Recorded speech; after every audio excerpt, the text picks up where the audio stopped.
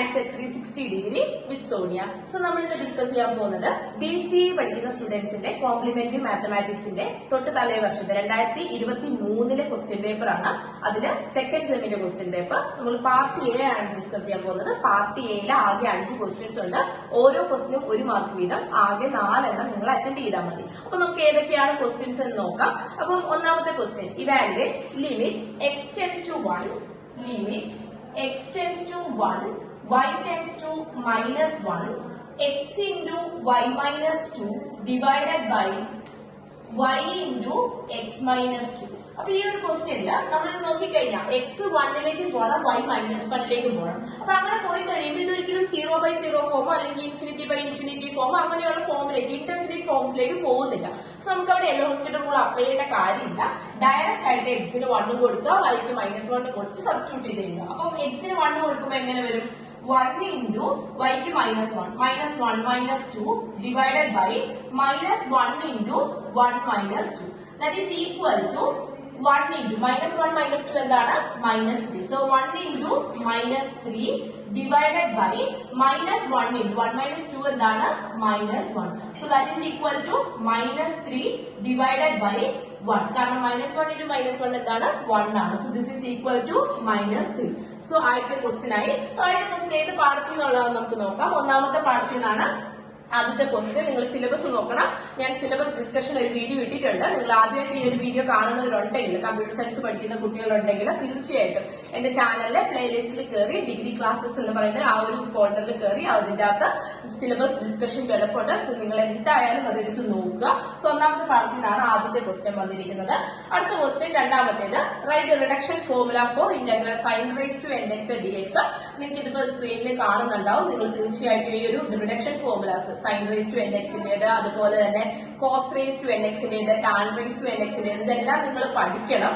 അപ്പം അത് സ്ക്രീനിൽ കാണുന്നുണ്ട്. നിങ്ങൾ നോട്ട് ചെയ്ത് വെക്കുക. ഇനി നിങ്ങളുടെ നോട്ട്ബുക്കിൽ ഉണ്ടാവും. അത് നിങ്ങൾ ഒരു ഷോർട്ട് നോട്ട് ആയിട്ട് എഴുതി വെച്ച് പഠിക്കുകയാണെങ്കിൽ തീർച്ചയായിട്ടും നിങ്ങൾക്ക് നല്ല ഉപകാരപ്രദമായിരിക്കും. സോ അത് ഏത് യൂണിറ്റ് എന്നുള്ളതാണ്? രണ്ടാമത്തെ യൂണിറ്റ് എന്നുള്ള ക്വസ്റ്റ്യൻ ആണത്. സോ രണ്ടാമത്തെ ക്വസ്റ്റ്യൻ ഒരു ക്വസ്റ്റ്യൻ ആയി, രണ്ടാമത്തെ പാഠത്തിൽ നിന്ന് ഒരു ക്വസ്റ്റ്യൻ ആയി. അടുത്തത് മൂന്നാമത്തേത് സ്റ്റേറ്റ് ഫ്യൂബിനീസ് തിയറം ആണ്. ഡയറക്റ്റ് സ്റ്റേറ്റ്മെന്റ് ആണ് ഫ്യൂബിനീസ് തിയറം. നിങ്ങൾ സ്ക്രീനിൽ കാണുന്നുണ്ടാവും. നിങ്ങൾ നോട്ട് ഇല്ലാത്ത കുട്ടികൾ തീർച്ചയായിട്ടും ഈ ഒരു ഫ്യൂബിനീസ് തിയറം പഠിച്ചു വെക്കുക. ഈ ഒരു സ്ക്രീൻഷോട്ട് എടുത്ത് വെച്ച് ഇത് പഠിച്ചു വെക്കുക. ഫ്യൂബിനീസ് തിയറം 2 ഫോം ഉണ്ട്, സ്ട്രോങ്ങർ ഫോമും വീക്കർ ഫോമും. ആ 2 ഫോമിന്റെ അകത്ത് ഏതെങ്കിലും ഒരെണ്ണം എഴുതിയാൽ മതി. കാരണം ഇതൊരു മാർക്കിന്റെ ക്വസ്റ്റ്യൻ അല്ലേ. ഏതെങ്കിലും ഒരെണ്ണം ക്ലിയർ ആയിട്ട് എഴുതി വെക്കുക. സോ ഫ്യൂബിനീസ് തിയറം കഴിഞ്ഞു. ഫ്യൂബിനീസ് തിയറം ഏത് യൂണിറ്റ് എന്നുള്ളതാണ്? മൂന്നാമത്തെ യൂണിറ്റ് എന്നുള്ളതാണ് ഫ്യൂബിനീസ് തിയറം. സോ അടുത്തത് നാലാമത്തെ question, state Cayley Hamilton theorem. Cayley Hamilton theorem simple ആയിട്ടുള്ള തിയറം ആണ്. Every square matrix satisfies it's on characteristic equation. So ആ ഒരു മീൻസ് മെട്രിക്സിന്റെ പാടാണ്. മീൻസ് ലീനിയർ ഓൾജിബ്ര ലാസ്റ്റത്തെ 4ാമത്തെ യൂണിറ്റ് എന്നുള്ള ക്വസ്റ്റ്യൻ ആണ്.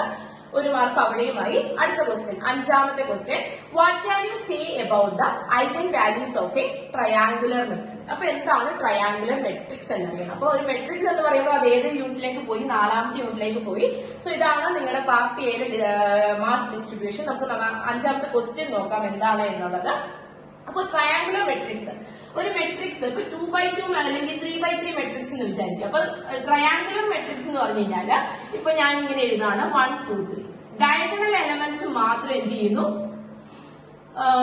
ഇപ്പൊ ഞാനിവിടെ ഒരു 1 എഴുതി, ഇത് 0 0 0. അപ്പൊ ഇവിടെ നോക്കുകയാണെങ്കിൽ ഇത് ലോവർ ട്രയാങ്കുലർ മെട്രിക്സ്. കാരണം ഈ ഡയഗണലിന്റെ മുകളിലോട്ടുള്ളതെല്ലാം എന്താണ്? 0 ആണ്. അപ്പൊ പക്ഷെ ഡയഗണലിന്റെ താഴോട്ടുള്ള ഒരെണ്ണം നോൺ 0 വന്നു, അല്ലെങ്കിൽ ഏതെങ്കിലും ഒന്നിൽ കൂടുതൽ നോൺ 0 വന്നു കഴിഞ്ഞാൽ അതെന്താണ്? ലോവർ ട്രയാങ്കുലർ ആണ്. അതേസമയം ഇവിടെ 1 0 വന്നിട്ട് ഇവിടെ ഞാനൊരു 3, ഇവിടെ ഒരു 2. അപ്പൊ നോക്കിയേ, ഡയഗണലിന്റെ താഴോട്ടുള്ളതെല്ലാം 0, ഡയഗണലിന്റെ മുകളിലോട്ടുള്ള എലമെന്റ്സിന് ചിലതെല്ലാം നോൺ 0. അപ്പൊ ഇതെന്തായി? അപ്പർ ട്രയാങ്കുലർ മെട്രിക്സ് ആയി. അപ്പൊ ഇതിന്റെ ഇങ്ങനെയുള്ള ട്രയാങ്കുലർ മെട്രിക്സുകളുടെ ഐഗൻ വാല്യൂസിനെ കുറിച്ചാണ് ചോദിച്ചിരിക്കുന്നത്. അപ്പൊ ഓർത്ത് വെക്കുക, ട്രയാങ്കുലർ മെട്രിക്സിന്റെ ഐഗൻ വാല്യൂസ് എന്ന് പറഞ്ഞു കഴിഞ്ഞാൽ അതിന്റെ ഡയഗണൽ എലമെന്റ്സ് തന്നെ ഐഗൻ വാല്യൂസ്. അപ്പൊ നമുക്ക് എന്ത് പറയാം? What can you say about the eigen values of a triangular matrix? The diagonal entries are the eigenvalues of a triangular matrix. അത്ര എഴുതി വെച്ചാൽ മതി. അപ്പൊ ഈ എക്സാമ്പിൾ ഞാൻ പറഞ്ഞ കേസിലാണെങ്കിൽ ഇവിടുത്തെ ഐഗൻ വാല്യൂസ് ഏതൊക്കെയാണ്?